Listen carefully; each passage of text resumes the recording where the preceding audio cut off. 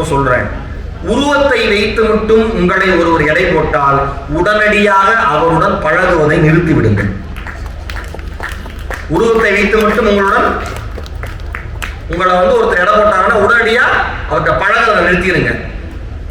எனக்கு தெரியும், எல்லா ஞாயிற்றுக்கிழமையும் சர்ச்சுக்கு போயிட்டு அடுத்த குடும்பத்துக்கு இருக்கிற ஆள் எனக்கு தெரியும். ஓகேவா? 5 நேரமும் தொழுதுட்டு அடுத்தவன் எப்படி ஏமாத்துறவங்களும் எனக்கு தெரியும். ஒரு நாள் கூட தவறாம மாவிளக்கு ஏத்திட்டு குலதெய்வத்துக்கு கும்பிட்டு எப்படிலாம் எல்லாத்தையும் ஏமாத்தி சம்பாதிக்கலாங்கிறவங்களையும் தெரியும். இவர்கள் அனைவரையும் விட சக மனிதனை மனிதனாக நினைப்பவனே கடவுள் பக்தி மிகுந்தவன் என்று நான் நினைக்கிறேன். தேவையே இல்லை. எதை நினைக்கிறோமோ அதை நினைச்சா போதும். எதை நினைக்கிறோமோ அதை நினைச்சா போதும். சக மனுஷனா நினைச்சா போதும். உருவத்தை வச்சு நினைக்காதீங்க. யாராவது தோணுச்சுன்னா நீங்க வீட்டுக்கு போய் அந்த பெண்ணை பத்தி படிச்சு பாருங்க. நாம தான் கூகுள்ல என்னென்னவோ பாக்குறோமே, தேவையில்லாதான் வருது. உன் நண்பன் யார் என்று சொல், நீ யார் என்று காட்டுகிறேன்னு அப்ப சொன்னாங்க. இப்பதான் மொபைல் போன குரு நீ யாருன்னு சொல்றேன்னு சொல்லிடலாம். நம்ம ஹிஸ்டரி முழுக்க கூகுள் ஆண்டவர் வச்சிருக்காரு. நம்ம சர்ச் ஹிஸ்டரி டெலிட் ஹிஸ்டரி எல்லாமே கூகுள் ஆண்டவர் கரங்களில் இருக்கிறது. தட்டினால் தெரிந்துவிடும் நம் யோகிதை. எல்லாமே இருக்கு. அதனால உருவத்தை வச்சு நீங்க யாரும் உங்களை நீங்களே தாழ்த்திக்காதீங்க. என்னுடைய அன்பான வேண்டுகோள். வெளியில சிகப்பழகு கிரீமினுடைய விளம்பரம் வரும். அடுத்த அரை மணி நேரத்துல வெயில்ல போகாம இருந்ததுனால விட்டமின் டி குறைபாடு, வெயில்ல போனா நீ பாதுகாத்துக்க அப்படின்னு ஒரு கிரீமை விற்கிறான். அவனே என்ன விற்கிறான்? விட்டமின் டி குறையும், நீ இந்த பவுடர் சாப்பிடுன்னு விற்கிறான். ரெண்டையும் வாங்கி நாம வீட்டுல வச்சிருக்கோம். எவ்வளவு அறிவாளிகள்! அட்டகாசம். பெருமை வேற. இதுல பெருமை வேற. நம்ம ஊர்ல அழகு கிரீம் யூஸ் பண்ற மாதிரி உலகத்துல எங்கேயும் யூஸ் பண்ண முடியாது. கத்திரிக்கோள் வச்சு வெட்டி வலிச்செடுப்போம். அந்த அளவுக்கு யூஸ் பண்றவங்க பார்த்திருக்கோம். தேவையே இல்லை. இது எல்லாமே ஒரு மாய தோற்றம் தானே. ஒன்னே ஒண்ணு சொல்லவா, உங்களை மதிப்பது, உங்களை பார்த்தோன்னு நெருங்கிறதுக்கு உங்களுடைய அழகு தேவைப்படலாம். உங்களை பார்த்தோன்னு நெருங்கிறதுக்கு உங்களுடைய அழகு தேவைப்படலாம். வாழ்நாள் முழுவதும் தொடர்வதற்கு பண்பு மட்டும்தான் தேவைப்படும் என்பதை தயவு செஞ்சு எல்லாரும் புரிஞ்சுக்கோங்க. விசிகராஸ்மஸ் ஒரு பெரிய உதாரணம். இப்ப ஒண்ணுமே இல்லைங்க. இப்ப அண்மையில ஒரு குழந்தை மாற்றுத்திறனாளி, நாமக்கல் மாவட்டம் வெண்ணந்தூங்கிற ஊரு. இப்பதான் டைப்ரைட்டிங் எல்லாம் யாரும் இப்பெல்லாம் கத்துக்கிறது இல்ல. ஊர் மக்கள் என்ன அந்த கிளாஸ் எல்லாம் போயிட்டு தானே இருக்காங்க. தட்டச்சு தேர்வுல வலது கை ஒரே ஒரு கையில மட்டும் மிக வேகமாக தேர்வு எழுதி அந்த குழந்தை தேர்வாயிருக்கா. ஒரே ஒரு கையில டைப் பண்றா. அந்த வீடியோ இருக்கு. ஆச்சரியமா இருக்கு. 2 கை இருக்கு, அடுத்தவனை கொல்றதுக்கு பயன்படுத்துறான். 2 கை இருக்கு, அடுத்தவனை குத்துறதுக்கு பயன்படுத்துறான். 2 கை இருக்கு, அடுத்தவனை குடிபறிக்க பயன்படுத்துறான். 2 கை இருக்கு, யாரை எப்ப கீழே தள்ளலாம்னு யோசிக்கிறான். ஒரே ஒரு கை இருக்கு, நான் வாழ்ந்து காட்டுவேன் என்று பாவனாஸ்ரீ என்கிற 9ஆம் வகுப்பு படிக்கிற குழந்தை நம்ம தமிழகத்தில் இருக்கா. நினைத்ததை நிகழ்த்தணும். அவ்வளவுதான் வாழ்க்கை. 1000 விமர்சனங்கள் வரும். நீங்க பண்றதுக்கு தடையா? ஆனா நீங்க நினைச்சிட்டீங்கன்னா அதை நடத்தி காமிச்சிடலாம். நீங்க நினைச்சிட்டீங்கன்னா அதை நிச்சயமா நடத்தி காமிச்சிடலாம். ஒண்ணு இப்ப அண்மையில அரியலூர் உடையார்பாளையம் ஒரு ஏரியா. அந்த ஏரியால தங்கம்னு ஒரு குழந்தை. தங்கமே தான் அந்த சகோதரி. ஆசிய அளவிலான தடகள போட்டி அண்மையில கேரளால இருக்கிற திருவனந்தபுரத்தில் நடந்துச்சு.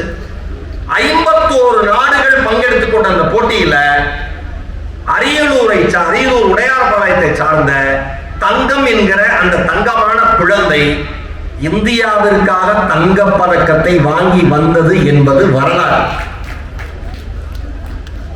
ஒரு நல்ல ஷூ கூட இல்ல.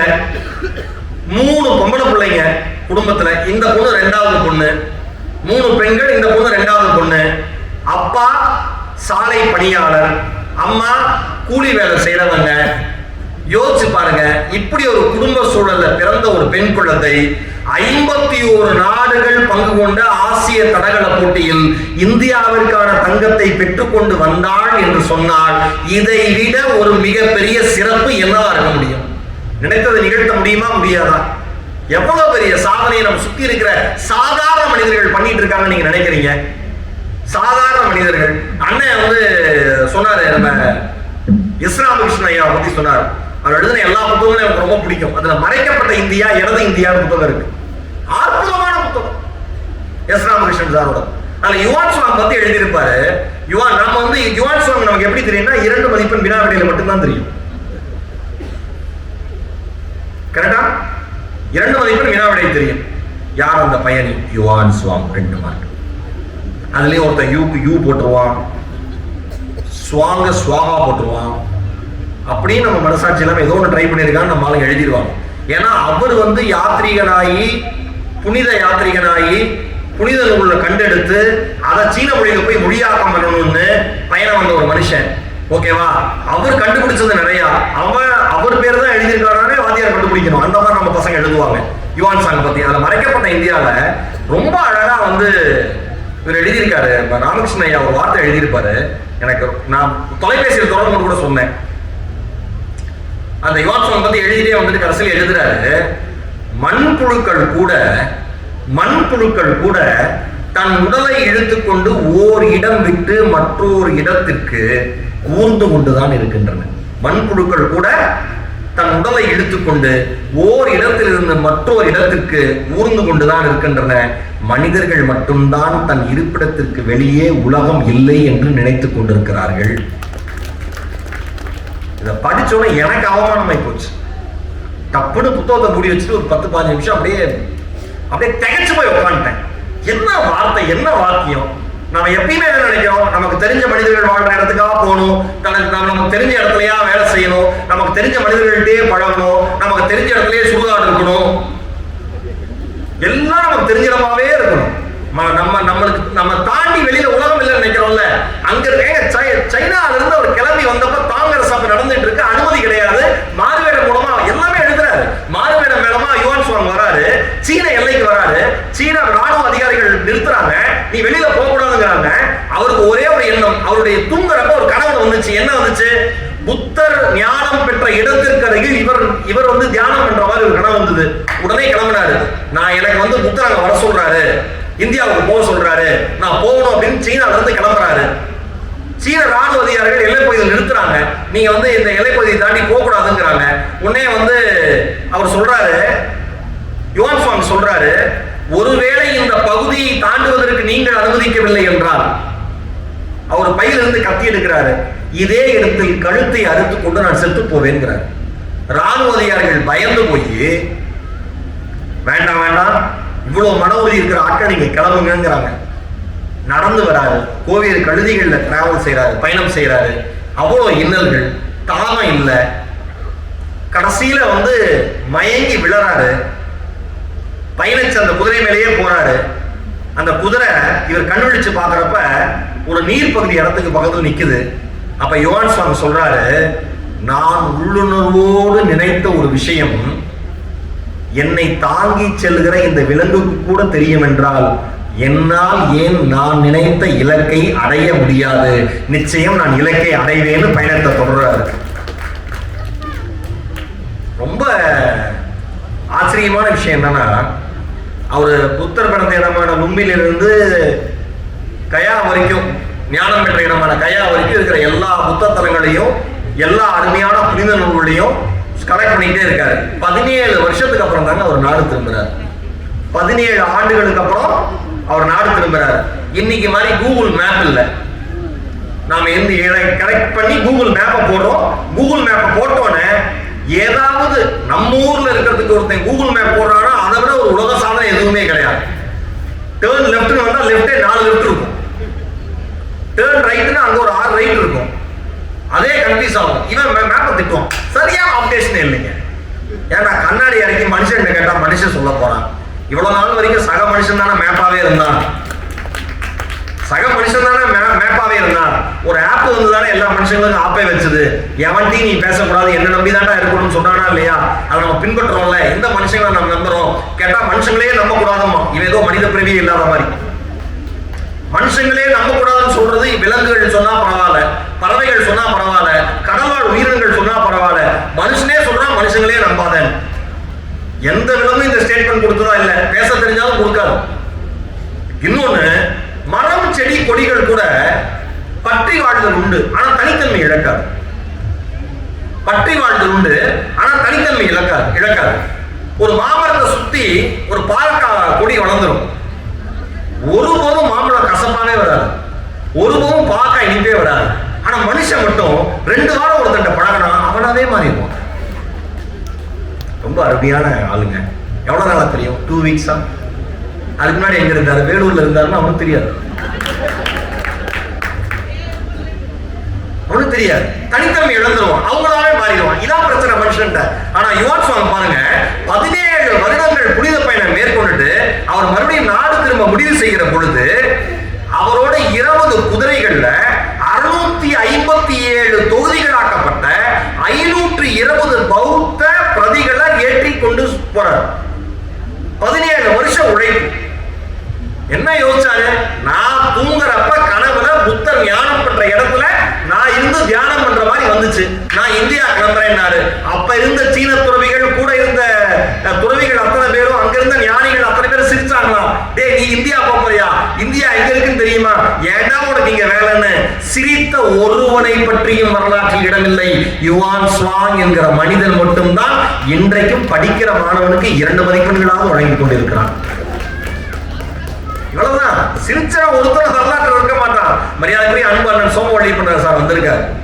எனக்கு தெரிஞ்சு தமிழ்ல முதல்ல பொருளாதாரத்தை பத்தி அதிகமா தெளிவா எழுதின முதல் நபர் அன்பு அண்ணன் சோமவள்ளி பண்ற. வளர்த்த கைத்தில் அண்ணனுக்கு கொடுக்கலாம். அல்ல பணம் ஏகப்பட்ட விஷயம் எழுதியிருக்காரு. கிழக்கு பதிப்பத்துல இருக்கு, போய் வாங்கி படிங்க. எவ்வளவு விஷயங்கள்ங்க. அண்ணன் சொன்ன மாதிரி இதெல்லாம் படிச்சாதான் தெரியும். நினைத்ததை நிகழ்த்திடுவோம்னா நம்ம நினைச்சா நிகழ்த்திட முடியாது. எல்லாத்திலிருந்து அவ்வளவு பாடங்கள் நம்மளால எடுத்துக்க முடியும். அவ்வளவு விஷயங்கள் இருக்கு, சாதாரணம் கிடையாது. ஒண்ணுமே இல்ல. ராக்கி ரங்கராஜன் நீங்கள் முதல்வர் ஆகலாம் ஒரு முதல்வர் ஆகலாம் ஒரு புத்தகம் எழுதியிருக்காரு. ராக்கி ரங்கராஜன் அற்புதமான புத்தகம். இதனால வரைக்கும் நீங்க எந்த மைண்ட் செட்டோட ஒரு மோட்டிவேஷன் புக், தன்னம்பிக்கை புத்தகத்தை படிக்கிறீங்களோ அது அத்தனையும் உடச்செறிஞ்சிடும். அது அத்தனையும் உடச்செறிஞ்சிடும். கொலம்பஸ்னா எப்படி? கொலம்பஸ் விட்டாச்சு லீவு, கொண்டாட கண்டுபிடிச்சு கொண்டா ஒரு திங்கள் பாட்டே எழுதுனான். செந்தில்தாஸ் இருக்காப்புல நண்பர், பாட்டே எழுதுனான். அந்த அளவுக்கு கொலம்பஸ் வந்து இப்ப யுவான் சுவாமி மாதிரி கொலம்பஸ் நமக்கு வந்து 2 மார்க்கு உதவுவார். நான் 2 மார்க் அவங்களால வாங்கினதுனால இன்னைக்கு வரைக்கும் அந்த கிராட்டிடியூட், நன்றி உணர்வு எனக்கு இருக்கு. ஆனா கொலம்பஸ் எப்பேற்பட்ட ஆளுன்னு ராக்கிரா எழுதுற படிச்சுட்டு எனக்கு ஒரே சிரிப்பு. அவர் ஏழை பால் வியாபாரியினுடைய மகன் கொலம்பஸ். ஆனா நான் ராஜ பரம்பரையுடைய ரத்தம் தான் சொல்லுவாரான் எல்லாத்துட்டையும். சில பேர் நம்ம கேங்கிலேயே பாருங்களேன், நம்ம நண்பர்களுடைய பீலாவுக்கே பெரிய ஆளா இருப்பான். ஜஸ்டா இப்பதான் சிஎம் பார்த்துட்டு வந்தேன்மா. நாம சிஎம் கேட்க முடியாதுல்ல, சார் இப்ப உங்களை பார்த்துட்டு வந்தாரா சார்னு அப்படியான்ட்டு விட்டுருவோம். கரெக்டா? எங்காவது ஒரு புத்தகத்திற்கு மணிகண்டனோட கீழே இறங்குறப்ப ஒரு செல்ஃபி எடுத்துக்கிறான்னு வச்சுங்க, தோழ கையை போட்டு. உடனே என்ன சொல்றாரு? என்கிட்ட கேட்காம மணிகண்டன் எங்கேயும் ஒத்துக்க மாட்டாரு. இப்ப மணிகண்டன் நம்பர் யாருக்கும் தெரியாது. கரெக்டா? அவனுக்கு நாம கேட்க போறது ஓ பயங்கரமான ஆள் கூட இருக்கு. வைரவனோட ஒரு புத்தகம் ஒரு போட்டோ எடுத்துட்டு புத்தக கண்காட்சி நான் தான் நடத்துறேன்மா. யார? பப்பாசி தலைவர்கிட்டயே. அவர் ஒரு புகைப்படம் போதும் கட்டுக்கதைகளை அவிழ்த்து விட. கரெக்டா? இன்னைக்கு அப்படித்தானே இருக்கு. எங்க ஃப்ரெண்டு ஒருத்தன் சிங்கப்பூர் போயிட்டு ரோட்ல கோட் சூட்டு போட்டு ஒரு ஆள் நடந்து போயிருக்காருங்க. அவர்கிட்ட கை குலுக்கி ஒரு போட்டோ எடுத்துட்டு சிங்கப்பூர் வெளியுறவு மந்திரியுடன் தற்பொழுதுன்னு போட்டான். அதுக்கு 600 லைக், 150 ஷேர். எவ்வளவு தெரியும் வெளியுறவு மந்திரி பத்தி? கரெக்டா? இவ்வளவுதானே. கொலம்பஸ் ராஜா இதே கெட்டப்ளே அலைஞ்சிருக்கிறது. நடை, உடை, பாவனை, தோரணை எல்லாம் அப்படிதான். கொலம்பஸ் மாதிரி தான். கொலம்பஸ் வந்து அப்படி ராஜ தான். போர்ச்சுகல் அரசன்ட்டையும் ஸ்பெயின் ராணிட்டையும் உதவி கேட்டு போயிருக்காரு. எது தெரியுமா போயிருக்காரு? சார் கடல் வழி பயணம் போகணும். நான் கடல் வழி பயணம் போறப்ப எந்த நாடுகளை கண்டுபிடிக்கிறேனோ, எவ்வளவு சொத்துக்களை எடுக்கிறேனோ, எவ்வளவு வைடூரியங்கள் கிடைக்கிறதோ அது அத்தனையும் உங்களுக்கே கொடுத்துறேன். கடல் பயணம் போவதற்கான உதவி மட்டும் பண்ணுங்கன்னு இருக்கான். போர்ச்சுகல் அரசர் நம்பல, ஆனா கௌரவமா நடத்திருக்காரு. அவர் கௌரவமா நடத்துறத மட்டுமே இவர் தனக்கான ஆதாயமா வச்சுக்கிட்டு ஸ்பெயின் ராணி கிட்ட, ராணி இசபெல்லா கிட்ட போய் உதவி கேட்டிருக்காங்க. உதவி பண்ணிட்டாங்க. தலைமை கிளம்பிட்டான். ஒரு சாதாரண மாலுமிக்கு இருக்கிற கடல் வழி பயண அனுபவம் கூட கொலம்பஸுக்கு கிடையாது. இதற்கு முன்பு எந்த கடல் வழி பயணத்திலும் ஈடுபட்டது இல்லை. ஆனா கொலம்பஸ் நினைச்சாரு, போற வழியிலாம் சிறு சிறு தீவுகளை கூட பெரிய பெரிய கண்டங்கள்னு சொன்னாரு. சிறு சிறு தீவுகளை கூட பெரிய பெரிய கண்டங்கள்னு பெயர் வச்சாரு. யாரும் கேட்கறதுக்கு இல்ல. ஆனா கொலம்பஸ் சாதிச்சாரு. தெரியுமா? நான் நினைத்ததை நிகழ்த்தி காட்ட முடியும் என்கிற எண்ணம் அந்த மனிதன் மனதிற்குள் ஆழமாக இருந்தது. இன்னைக்கு கொலம்பஸ் வரலாற்றில் இருக்கிறார். நான் அடிக்கடி சொல்லுவேன், ஸ்டூடெண்ட்ஸ் எல்லாம் பார்த்து பேசுறப்ப, மாணவர்களை பார்த்து பேசுறப்ப, நீங்க கொலம்பஸா இருங்க. ஏன்? நான் என்னவா ஆக போறனோ அது மாதிரி நீங்க மாறிடுங்க. ஒண்ணு இல்லைங்க, அதுலயே அதை எழுதுறாரு, ஐயா எழுதுறாரு, ஆக்கிரகாசு எழுதுறாரு. நீங்க குழந்தைகிட்ட போய், குழந்தை அழுகுது, ஒரு பொருள் வேணும்னு அழுகுது, ஓகேவா? ஒரு சாக்லேட் வேணும்னு அழுகுது, வாங்கியே தரல. கொஞ்ச நேரம் கழிச்சு அழுகு அதிகமானோம், நீங்க என்ன பண்றீங்க? சாக்லேட்டை வாங்கி கொடுத்துறீங்க. வாங்கி கொடுத்தோம், குழந்தை என்ன பண்ணும்? முகமலர்ச்சியா சிரிக்குமா? அவ்வளவு சந்தோஷமா இருக்குமா?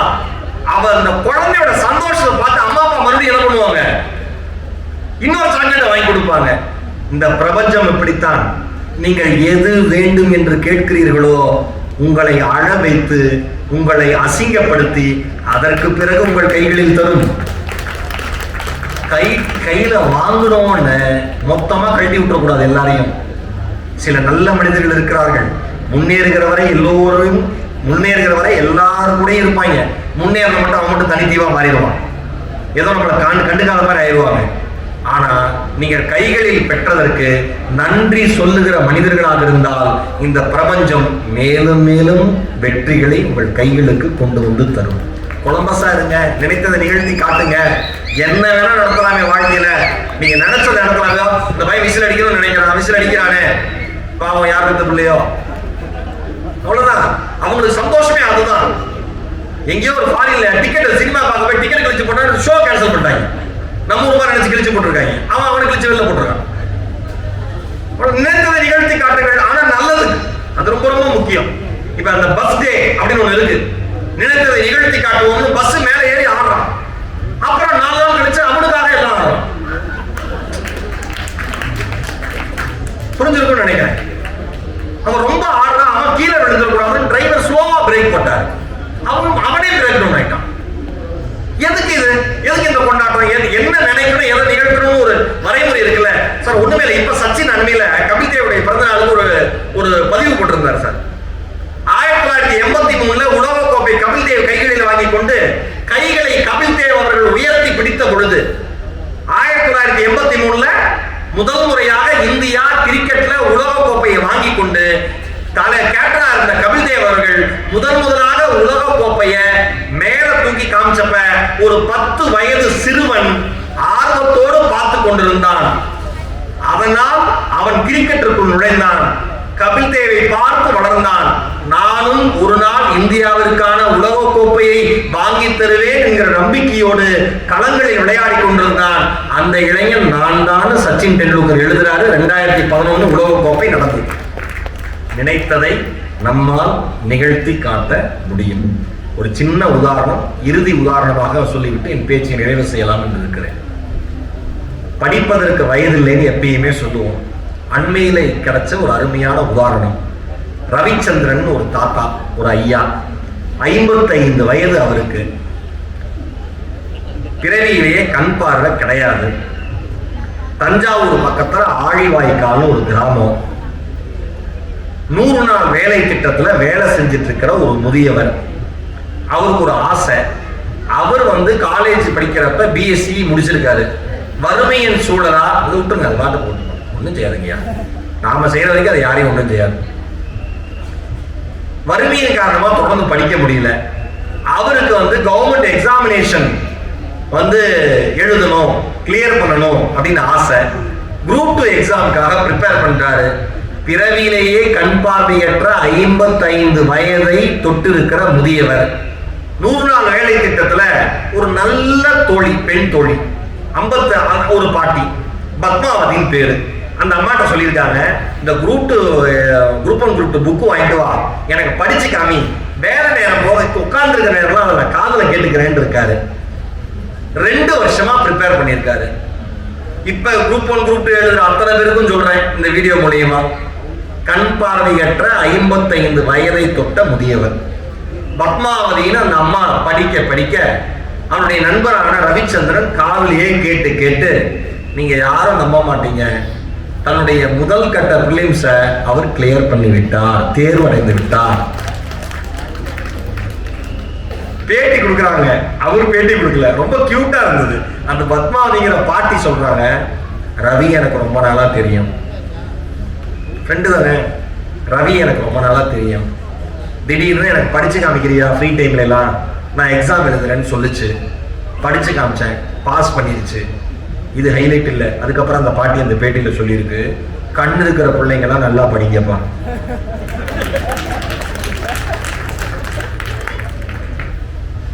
வள்ளுவர் சொன்னார்ல, கண்கள் இருக்குன்னா கல்விதாண்டா அர்த்தம்னு, இல்லைன்னா அது புண்ணுன்னாரே, அது கண்ணிலடா புண்ணுன்னாரே. ஒன்னே ஒன்று சொல்றேன், 55 வயதை தொட்ட பெரியவருக்கு பிறவியிலேயே கண் பார்வை இல்லாத ரவிச்சந்திரன் அவர்களால் ஒரு குரூப் 2 எக்ஸாமை எழுதி கிளியர் பண்ண முடியும்னா, இந்தியாவிற்கான வழி என்னவென்றே தெரியாமல் சீனாவிலிருந்து 1000 விமர்சனங்களோடு புறப்பட்ட ஒரு யுவான் சுவாங்கால் 17 வருட பயணத்தின் மூலமாக ஆயிரக்கணக்கான நூற்றுக்கணக்கான புனித நூல்களை எழுதி சீனாவிற்கு கொண்டு போய் மொழிபெயர்க்க முடியும் என்றால், வேடிக்கை பார்க்க வந்த கபில் தேவ் மைதானத்திற்குள் இறங்கி இந்தியாவிற்கான முதல் உலக கோப்பையை அந்த மனிதனால் வாங்கி தர முடியும் என்றால், கபில் தேவ் உலக கோப்பையை உயர்த்தி பிடித்த பொழுது 10 வயது சிறுவனாக இருந்த சச்சின் டெண்டுல்கர் இதுபோல் நானும் இந்தியாவிற்கான கோப்பைகளை வாங்கி தருவேன் என்று நினைத்து அவரால் முடியும் என்றால், நம்மாலும் முடியும். நாம் நினைக்க வேண்டும், நினைத்ததை நிகழ்த்திடுவோம். வாய்ப்பிற்கு நன்றி. வணக்கம் வணக்கம். இந்த அருமையான வாய்ப்பு தந்த பபாஸ் நிறுவனத்திற்கு என்னுடைய இதயம் நிறைந்த நன்றிகள். அன்பண்ணன் முருகன் அவர்கள் முதல் முறையாக இந்த ஆண்டுதான், அதாவது இந்த போன வருஷத்துல இருந்து தான் புத்தக கண்காட்சி நடைபெறணும் அப்படின்னு ஆரம்பிச்சதுக்கு அப்புறம் தொலைக்காட்சியில் இருந்த சரியான ஆளுமைகளை மேடை பேச்சிற்கும் அழைத்திருக்கிறார். அவர்களுக்கு என்னுடைய இதயம் நிறைந்த நன்றிகளை சொல்ல கடமைப்பட்டிருக்கிறேன். பபாசினுடைய தலைவர் திரு வைரவன் அவர்களுக்கும், செயலர் அன்பண்ணன் முருகன் அவர்களுக்கும், பொருளாளர் திரு குமரன் அவர்களுக்கும், பபாசி குழுமத்தை சார்ந்த திரு முல்லை பழனி அவர்களுக்கும், ராம மையப்பன் அவர்களுக்கும், சுப்பிரமணிய அவர்களுக்கும், எங்களை அறிமுகப்படுத்திய அன்பு சகோதரர் ஹரிபிரசாத் அவர்களுக்கும் என் இதயம் நிறைந்த நன்றிகளை சொல்லுகிறேன். தமிழகத்தில், அதாவது சென்னைக்கு வெளியே ஒரு பேச்சு அப்படின்னா மக்கள் நிறைய கூடுவார்கள் அப்படிங்கிற ஒரு குறை இருந்துகிட்டே இருந்துச்சு. ஆனா சென்னையில் அப்படி இல்லை அப்படின்னு அண்ணன் கூட சொல்லிட்டு இருக்கு. சென்னையில் அப்படி கிடையாது, நிறைய பேர் வர்றது கிடையாது, பேச்சை கேட்க வரதில்லைன்னு. இங்க வாய்ப்புகள் அதிகம், அங்க வாய்ப்புகள் குறைவு. ஆனால் இங்க வந்தவர்களே மிகப்பெரிய வாய்ப்பாக நாங்கள் பார்க்கிறோம். நீங்கள் கேட்டு இதன் மூலமாக பலனடைந்தால் அதுதான் எங்கள் மூவரின் பேச்சுக்கும் கிடைத்த வெற்றி என நாங்கள் கருதுகிறோம். வாய்ப்பிற்கு நன்றி. வணக்கம்.